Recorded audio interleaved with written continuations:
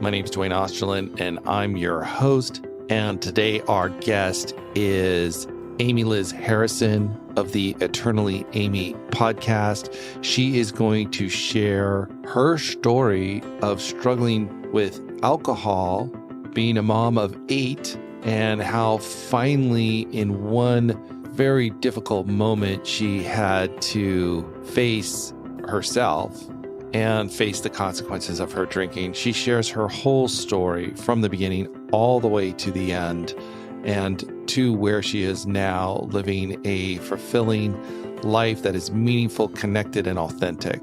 I think you're really going to get a lot out of this episode. Amy just brings her whole self to the interview and just shares it all. So I loved having her on the podcast, and I think you're going to enjoy it as well. And if you are enjoying this podcast, write a review in iTunes or share the podcast with a friend. That really does help a lot of people find the podcast, and I really appreciate it. It means a lot to me. And join our Facebook group. Just go to Facebook and type in the Addicted Mind podcast, click join, and continue the conversation online. All right, everyone, let's go ahead and get this episode going. Hello, everyone. Welcome to the Addicted Mind podcast. I have a great guest today, Amy Liz Harrison. She is the host of the Eternally Amy podcast and author of several amazing books, Externally Expecting and Internally Awkward. And a mom of 8 and in recovery. And I'm excited, Amy, to hear about your adventure. So I'm going to have you just jump in and introduce yourself, and we're going to start from there. Oh, my goodness. Duane, thank you so much for having me. I'm super pumped to be here, and I loved having you on Eternally Amy, and I literally just had to move a candle because I thought I was going to catch on fire a second ago, so I apologize. But yeah, my sobriety date is April 23rd of 2011, and I can tell you that I never pictured getting sober. In fact, I didn't even really picture alcohol being a part of my life at all growing up. I mean, it just wasn't a thing.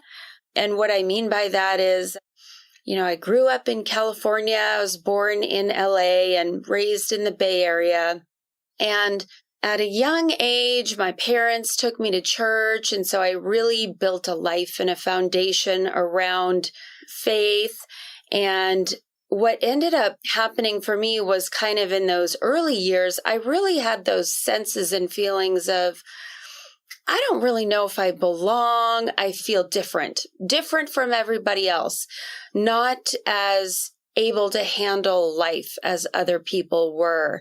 And, I had a couple incidences just growing up where it was just clear to me that I didn't have as much insulation as other kids, that I was a little more sensitive than other kids, and that things just affected me differently.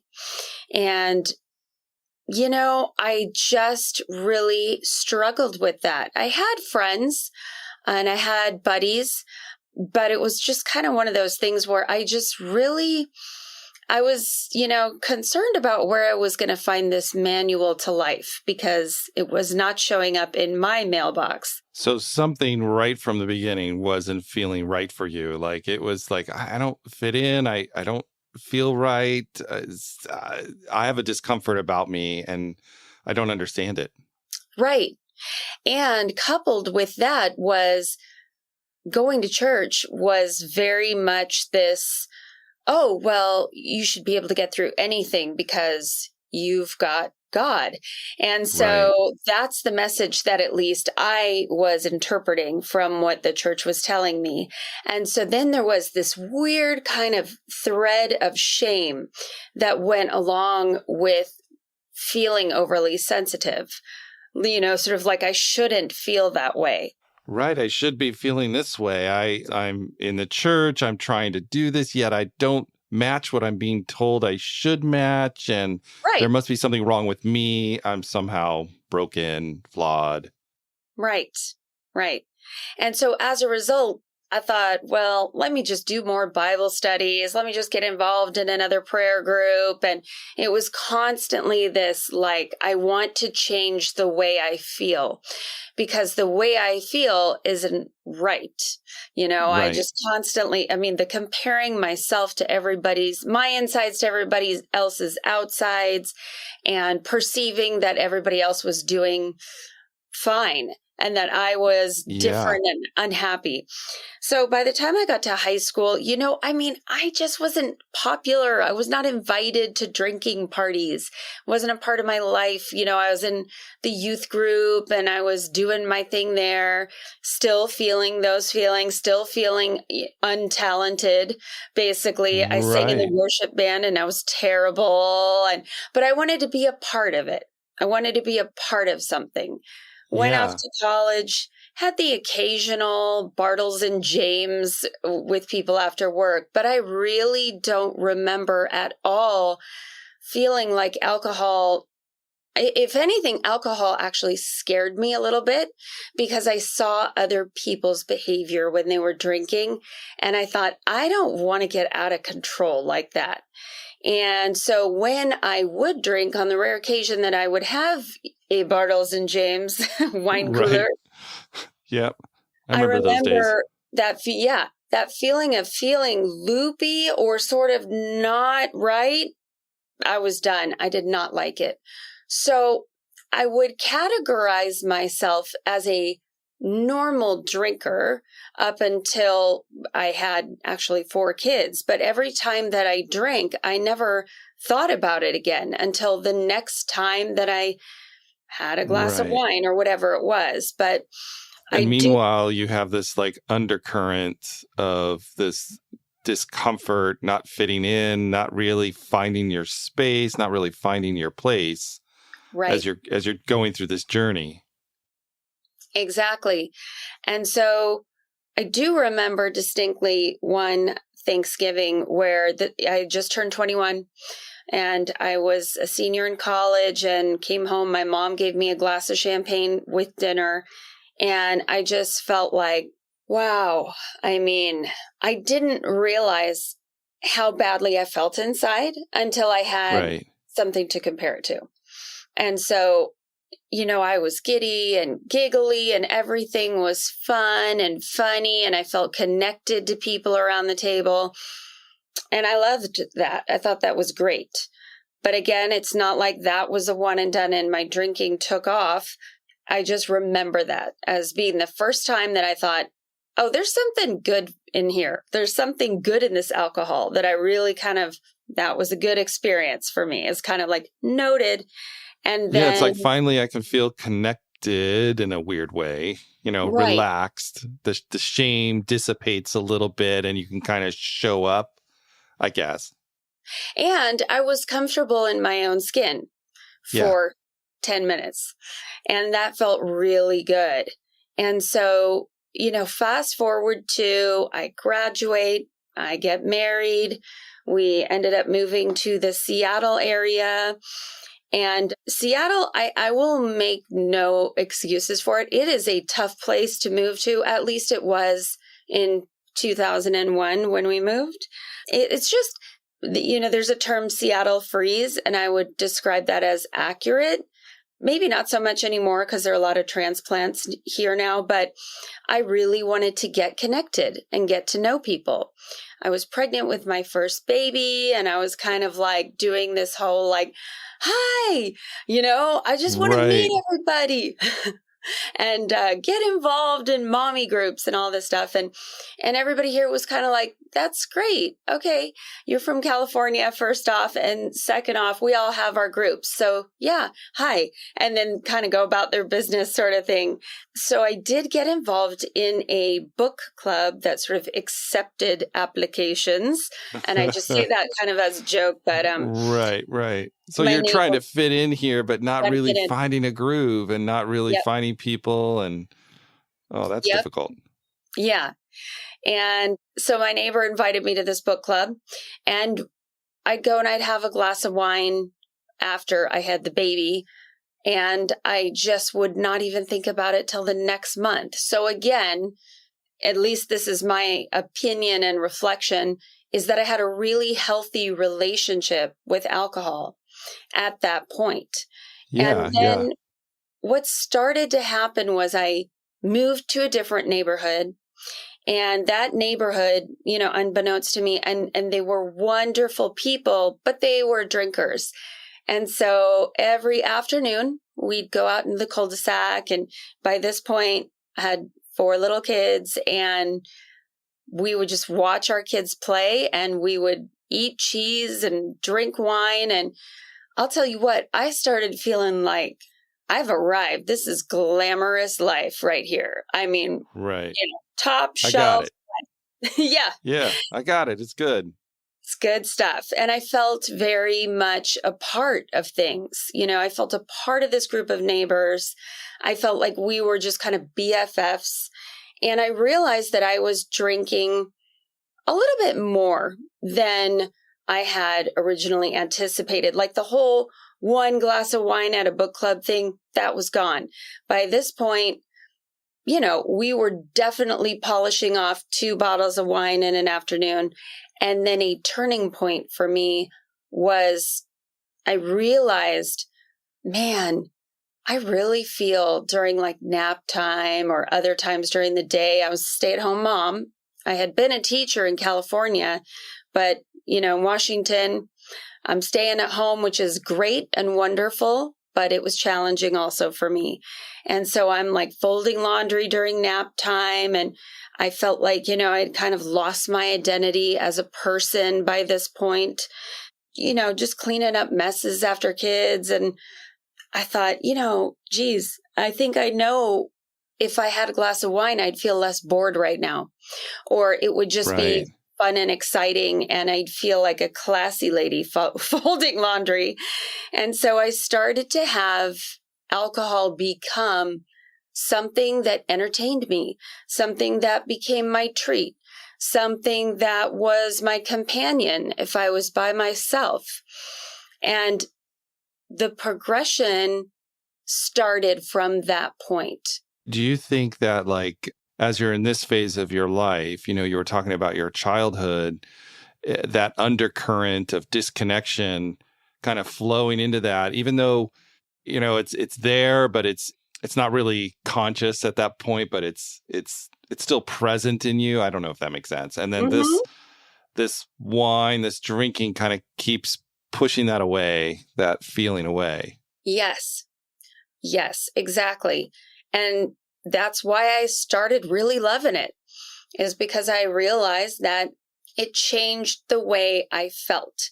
So if I was having a day where I just really felt insecure and just really was frustrated with the kids and feeling like I couldn't connect to that realization that, oh, these kids are a blessing. And, and Right. I'm still in church at this point. So I'm like going to church all the time and just trying to like pray my way out of my feelings and just Right, feeling yeah. guilty for feeling that way. And when I drank, all of that went away. It just dissipated. It's like a relief. It's like, oh my gosh. Whew. Right? That was a fantastic feeling. And I think a huge part of that for me, a huge part of that was taking on the perceptions of, how I was viewing the world. So my lens was a little bit messed up by that point too, because I'm still looking at everybody else's outsides and people bringing, their kids to play dates, super dressed up and super cute. And I'm thinking, oh my gosh, why can't I get my act together? I need to do better. Yeah. There was always that sense of I wasn't doing enough, go to somebody's house. It looked like a magazine, and my own house was just like, Chaos. I was kind of like just Barney Fifing my way through all the motherhood things, trying to figure it out. And just doing a sloppy job of it from my perception. So I was just beating myself up internally and getting in this whole ball of self. Yeah. So everything was like, I'm not me, I'm la. And then really what ended up happening was I just got sick of myself. So then when I drank, I felt like, hey, I am everybody's connective tissue friend. I am. Yeah. Yeah. And I thought it really was doing good things for me. I really Right. did. You're you're like almost like I imagine in the moment, like you said, this is really doing the thing for me. It's taking away this pain, the shame, the I'm not good enough, all these kind of cognitive distortions that you're thinking about yourself and how you're even your lens of the whole world. And I would imagine at the time you're not that conscious of it. I'm assuming this kind of consciousness comes through the work that you've done with yourself. But at the time, it's working. It's like this takes it all away. Right. Right. And I didn't see any kind of a problem with it, except that I kind of knew the church would sort of frown upon this kind of behavior. So I tried to kind of keep it a little bit secret that I was drinking with my neighbor friends. And at that point, I started realizing I'm kind of leading a double life. Yeah. And so once I got to that point, it was like, okay, well, oh, well, I mean, what am I going to do about it? So I developed this harsh kind of, I don't care or I don't want to care. So I'm going to act like I don't care. And started getting in trouble with my husband. My husband would come home and he'd say, "Did you drink that entire bottle of wine last night?" And so, of course, I started minimizing. Oh, well, no, so-and-so came over. We split it. And I did have a best friend who would come over. We would drink together. She would take my empties to her house because her husband drank as much as I was starting to. And she was drinking with me. And so she'd show up with things. And it was just really this toxic, unhealthy, enabling situation where, funny enough, we're both sober today. And she just celebrated 12 years. Wow. So that's just a little sidebar. It's amazing what can happen, when you get sober. But so it was just it was starting to really get out of control. And then I would say the real spiral was when I just said, something is wrong with me. I probably have postpartum depression. I probably have something. I'm going to go and get a diagnosis. And so I went to my psychiatrist, lied about how much I was drinking, told him I had anxiety, got Xanax prescribed. So I was drinking and taking Xanax and got to the point, couldn't get out of bed. And that's when my husband said, I'm going to go ahead and put you on a plane. We're going to take care of the kids, but I want you to go ahead and go, feel free to work on your postpartum depression, which I believe I had. I definitely believe I had. And that's because I've had kids since being sober and it's been, the same feelings, but I definitely believe that the alcohol, was like pouring gasoline on a fire.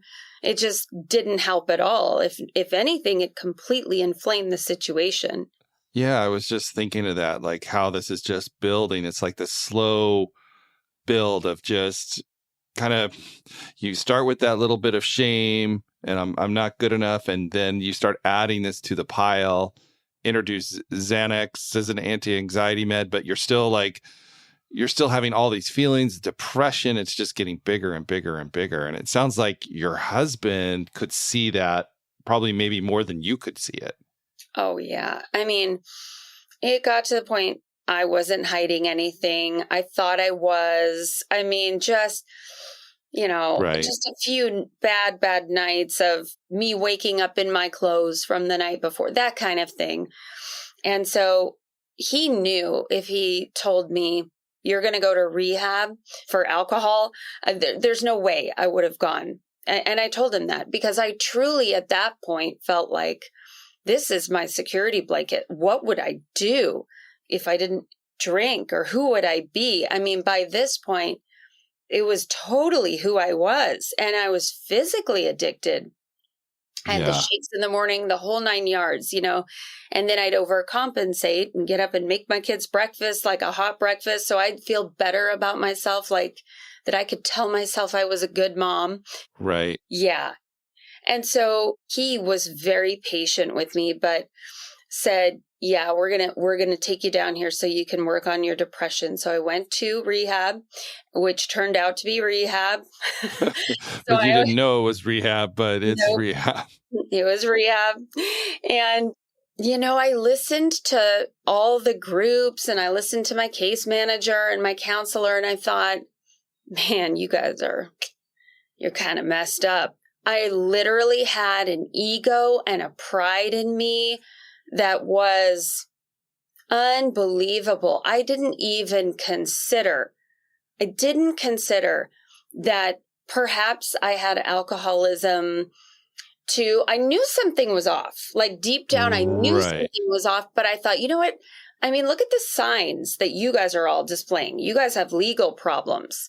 I don't have that. Yeah, Yeah. What do you mean? Yeah. totally. So I told myself I couldn't possibly be an alcoholic. And P.S., I'm from a really good family. I, grew up in the church, Right. every excuse that I could come up with. When deep down inside, I knew something was wrong. And I secretly kind of identified with the feelings that they were talking about in group. But I did not want to admit that, right? I mean, Yeah. I mean, if you admitted that, that would oh my gosh, that would at that time in that moment blow up. right, right. And I just wasn't ready. Yeah. But what I did was, of course, I figured out by being there, I'm going to have to go ahead and parrot this stuff back to them so that I can get out of here, is what I was thinking. So I sort of faked my way through rehab. And one day we were walking by this Italian restaurant and I just saw all the bottles in the window. And it was like, boom. I just was salivating and I was like, I can't wait to get to the airport and drink. And I made up my Wow. mind at that moment that that's what was going to happen. And that's what I did. And so my husband picked me up from rehab and I was drunk because I drank the entire way home on the plane. And then I spent the next 2 weeks telling all those neighbor friends and everybody I knew that basically rehab had taught me how to drink normally. It's amazing. I was just thinking of the mental gymnastics that we can go through to not look at our stuff that we don't want to look at about ourselves. It's like the mental gymnastics is just amazing how we can fool ourselves and just be in denial. It's amazing. Yeah. It's so true. I love that term. That's a great term, mental gymnastics. And that's what I was doing. I mean, it was a full-time job, honestly, to first of all, try and drink and then convince people I wasn't drinking. I mean, it's like... It's a lot of work. Pretty desperate, Yeah. Pretty desperate. And I think I kind of was hoping that the longer I did that, it might become true. That maybe I could, manifest it or something. And, maybe it was just God's will for me to just kind of become this normal drinker again, because I was there before, right? That's the part that really had me clinging sort of to the past, where I just thought, well, I can certainly get back there. This is a character flaw. And so then I drink over that, over again, this ball of self. And so what happened was, 2 weeks after rehab, I went to pick up my kids. I had been drinking all morning and I picked them up. And on the way home, I got pulled over for a DUI. Ouch. Or possible DUI. Yeah. And of course, it was like a Lifetime movie because it was on the main drag through town. It was right, of course, at 3:00. Everybody was picking up their kids. And so people saw me from the town and it got around like wildfire, I guess. And it was kind of one of those experiences where I don't remember much. But what I do remember is doing the sobriety test where you walk the line. And then my husband told me later that I basically said to the cops, okay, it's been nice. I got to go because I'm trying to get my kids home safely. And, it's terribly tragic and sad when you hear someone tell a story like this, right? And you just want to get mad. Like it makes me mad, you know? Right. Right.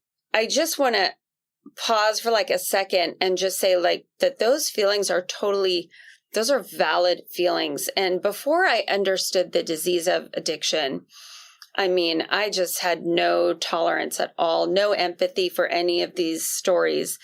And now having been there myself, while I reach back and I tell the story, it feels like a different person. Because in a sense it was. I know it was me, but I'm a different person today. Right. Yeah. So that's just the distinction that I like to make there, is that it was a road that I never expected to travel. And here I am, in handcuffs, being brought to jail. And then my neighbor came down and picked up my kids. And if she hadn't, they would have gone to Child Protective Services because my husband couldn't get there in time to, just a mess. Oh my goodness. So it was, you know what? It was the gift of desperation, though, that I needed, because that night, lying in King County Jail on the rubber mattress, tossing and turning and looking at what my life had become, and looking at the reality of, and that was not the first time, by the way, that I had driven with my kids in the car while I was drunk. It was just the first time I got caught, and God willing, the last time. And so looking at that as I sobered up throughout the night, that was pretty intense. To have to see that through sober eyes, like you just can't deny. You're in the prison. You can't deny this anymore. There's something real here. And to take accountability for that is, that's painful. Yeah. Yeah, it was a dark, dark night. And I think that, the biggest part of it was I felt so hollow inside, and I felt like this vapor of a person. I didn't even know who I was anymore, but I couldn't believe that the person that I proved to be was somebody who would drive drunk with their kids in the car. I just couldn't conceptualize that. So I thought, well, here I am. So it's obviously true. And I had this fear of failure if I tried to get sober and it didn't work. But I had an excuse for everything, And so I thought, well, geez, I don't even know if I still have a marriage at this point. I, hadn't spoken to my husband. I didn't know what was going on there. I might as well at least try. I might as well try to get sober, because really, what other choice do I have? I mean, I need to try. It's that moment of like, I just really just have to surrender to this, because if I try and fight it, I don't even know how to fight it anymore. Right. Exactly. And that was my point of surrender, where I just really thought, well, you know what? I'm going to have to try and do this for me. And not because my husband is sending me, and not because friends are noticing that I'm drinking a lot. I need to try for me, because I want a good life. I don't want to be here. I don't want to be that person, And so I just had a little tiny spark of willingness at that point. And that was what I needed. And that was enough to get me back on the plane, go back to the same rehab, and just walk in the doors and just go, okay, I'm here. I'm here. Yeah. And one of the case managers came out, and everybody had kind of said when they heard I was coming back, oh, we didn't know, we didn't see it. We thought, because I was lying, that I had convinced them that I was going to be okay. And so I walk in, and one of the case managers said, "Are you done yet?" Oh. And it was like, yeah, I'm done denying it. Like, this is beat me. And yeah, I didn't have, I had nothing. I mean, I was just broken, raw, just sliced open. Nothing there, nothing there. Left. And it's such a painful space to be in, but it's like the place you start. Right. And that's exactly right, because that's what they said. They said, well, we can work with this. Yeah. This You're like, is, work with what? yeah, I don't have anything left to work with. It feels yeah, that way anyway. yeah. And that's what's crazy. That's what I found to be the onset of the crazy and wildly wonderful part of recovery, is that so many things were the opposite of what I thought. Like there's all these paradoxes that in my mind don't make any sense. Like, how can you possibly say that you can work with this? I've got nothing to give you. I'm just like this crying, blubbering mess, But Yeah. slowly, day by day, as we unpacked all of that, and I got a temporary sponsor there, and she told me it's going to be okay. And I said, like, did you hear what I just said, though? I was driving drunk with my kids in the car, and I got pulled over in the story. And she goes, no, it's going to be okay. And I just could not even understand that.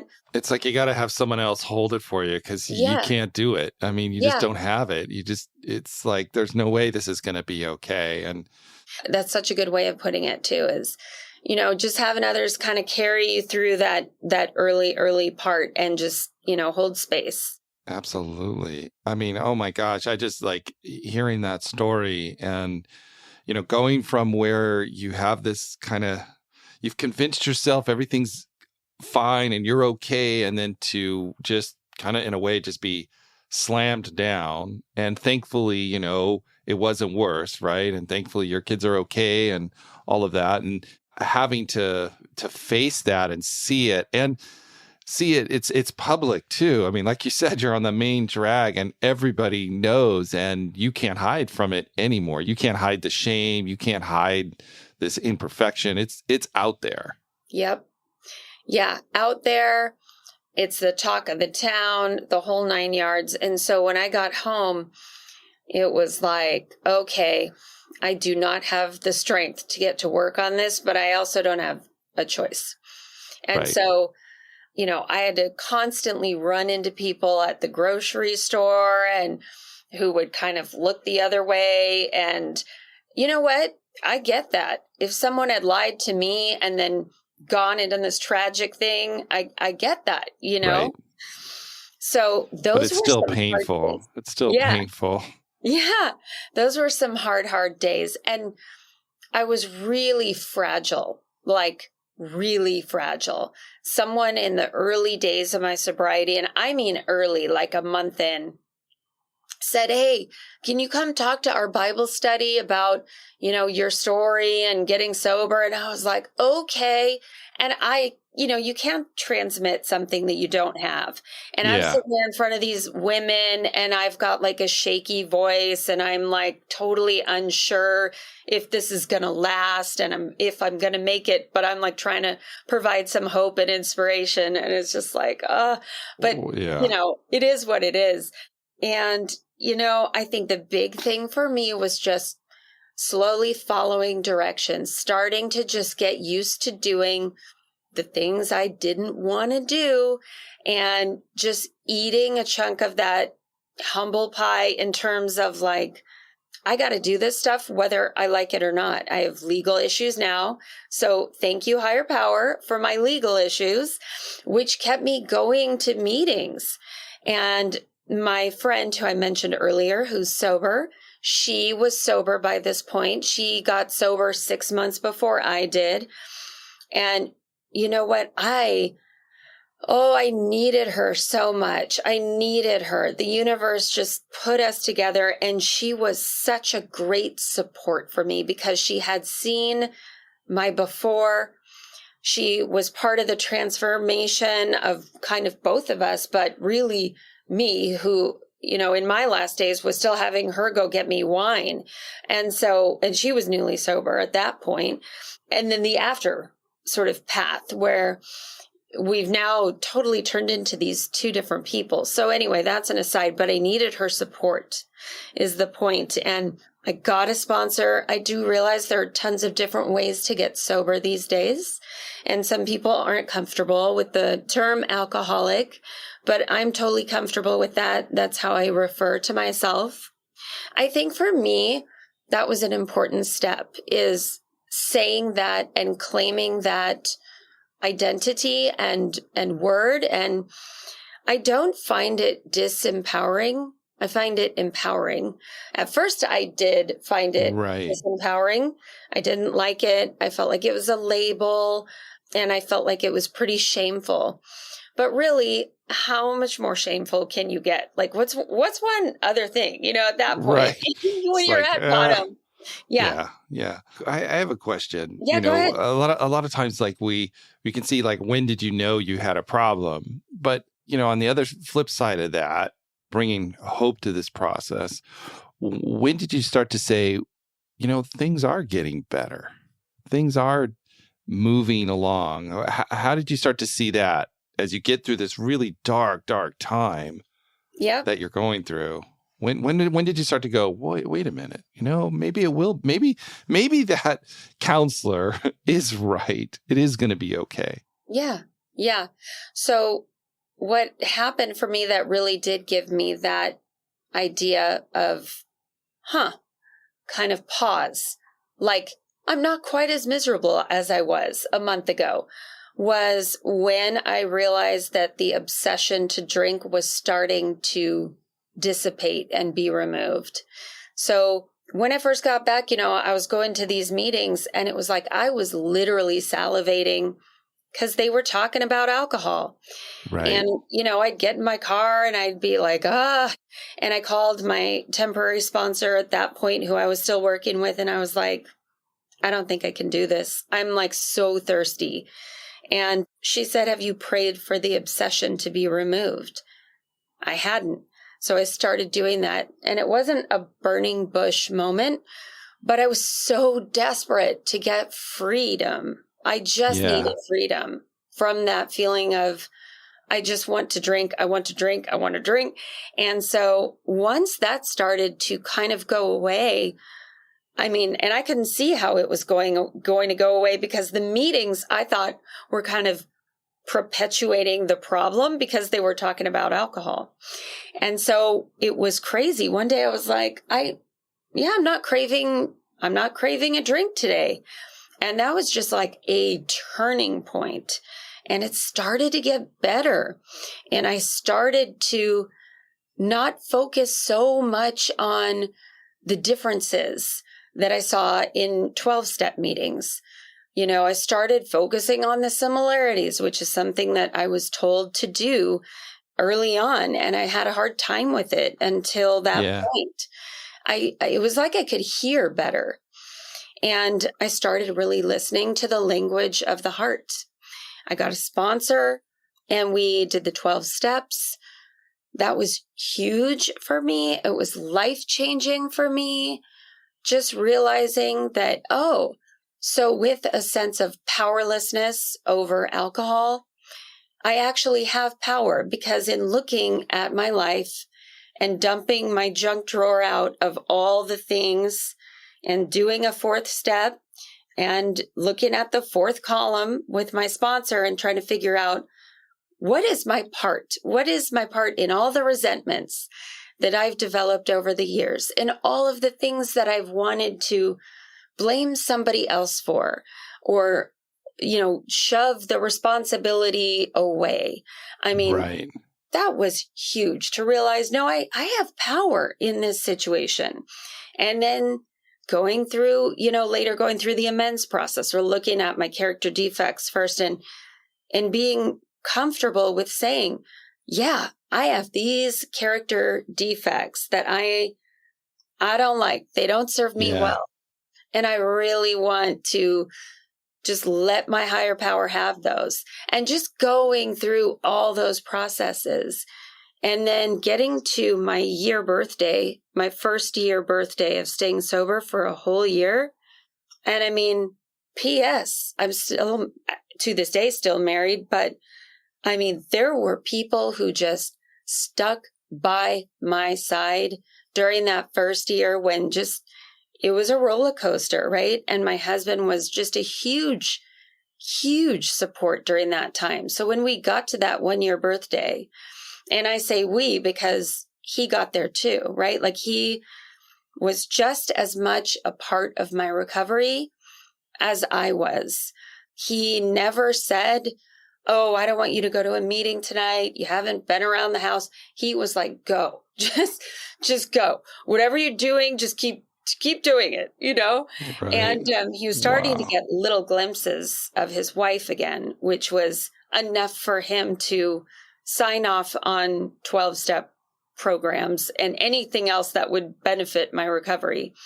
So we got to that 1-year birthday and it was like, I can't believe we made it. We had all the crunchy firsts, first sober concert, first sober sex, first everything.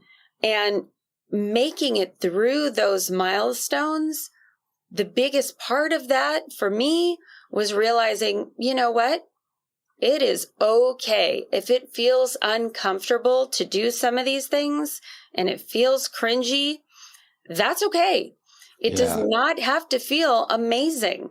And that emotions are motion, right? And so it's going to change. I'm going to feel great. I'm going to feel not great. It's part of life. Nobody ever said, but somehow I developed a messaging from what I had taken from church. I was supposed to be happy all the time. And then I realized that that is not true.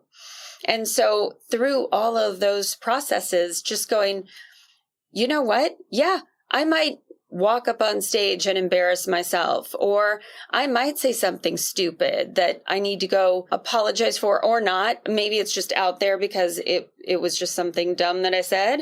Oh, well, and learning to just wear life like a loose garment started to come as my recovery progressed. And I started sponsoring people and really realizing that it was okay to be a human being with feelings and really to walk through those feelings and to process them just was so much better than trying to numb them out. Yeah. Because trying to obliterate them only kept them down so long.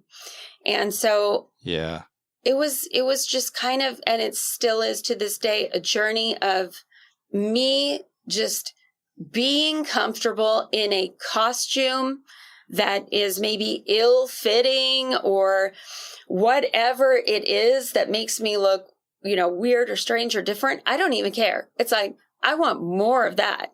Because when I tried to be and remain this polished person, I was only in captivity from a life of liberation and joy.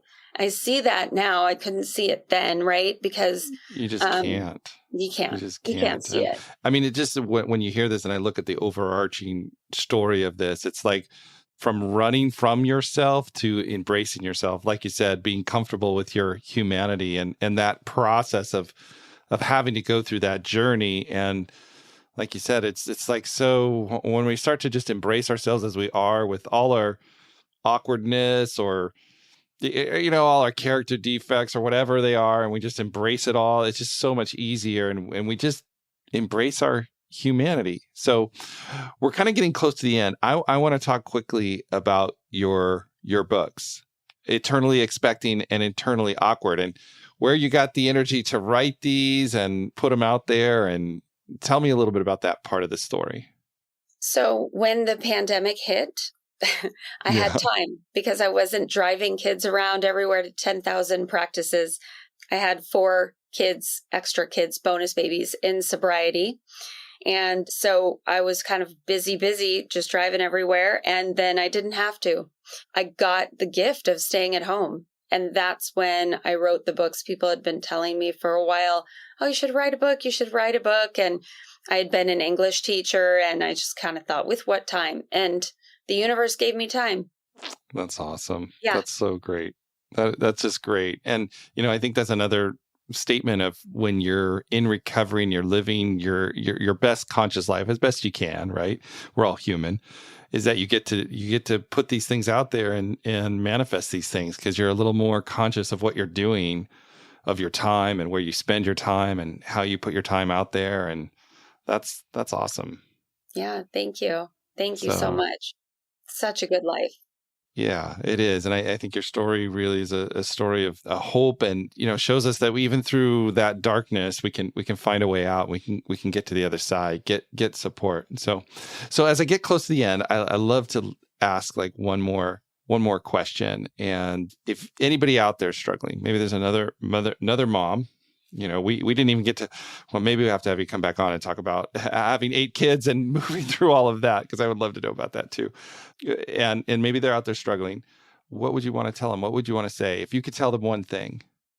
So what I would tell them is, first, like, don't let this facade fool you. I was the one walking around my neighborhood. I didn't know if it was 6 a.m. or 6 p.m. I mean, I was in a house coat, the whole thing.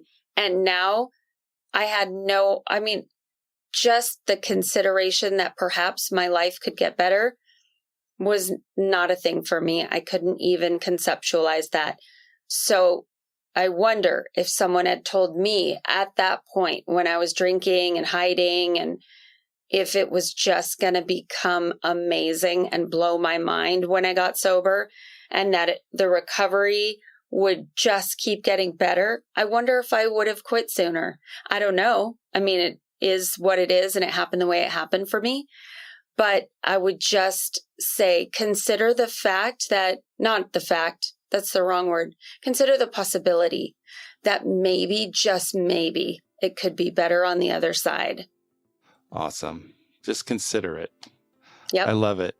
Amy, how can people find you? Where can they go? Yeah, thank you so much. amylizharrison.com is my website, and I'm Amy Liz Harrison on Instagram and all those platforms, the social medias, if you will. You're right. We're Gen Xers and above. I know.